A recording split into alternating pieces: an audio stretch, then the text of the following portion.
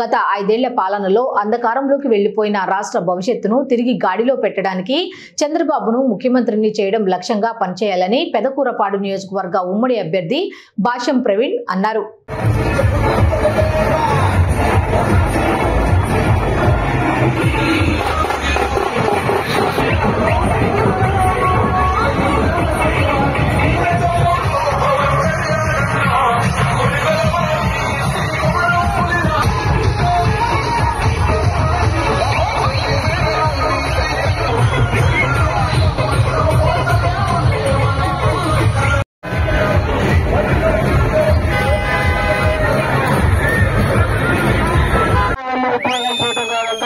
మన ఎదుకోవడంలోనే మనకు ఉద్యోగాలు కల్పించే బాధ్యత నేను తీసుకుంటానని మీ అందరికీ సభాముఖంగా తెలియజేస్తున్నాను.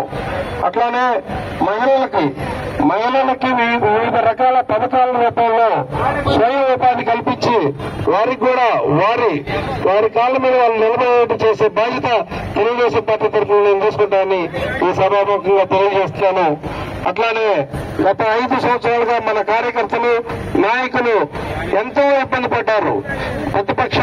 ప్రతిపక్షంలో ఉన్న 5 సంవత్సరాల్లో అధికార పక్షం పెట్టే వేధింపులకు గురయ్యారు. ఆ వేధింపులన్నిటికీ సంఖ్యలు విడిపోయే సమయం ఆసన్నమైంది. మే 13వ తారీఖు రాబోయే ఎలక్షన్ లో బాక్స్ బద్దలయ్యేలాగా సైకిల్ గుర్తుపై ఓటు వేసి తెలుగుదేశం పార్టీని గెలుపండి.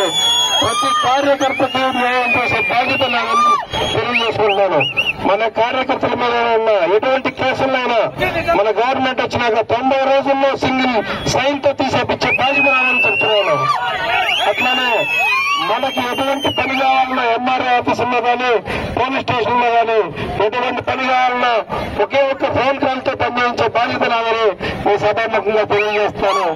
ఇంత స్వాగతం పలికిన మా కార్యకర్తలందరికీ తెలిసి నా పాదాలు అందరికీ నా కృతజ్ఞతలు.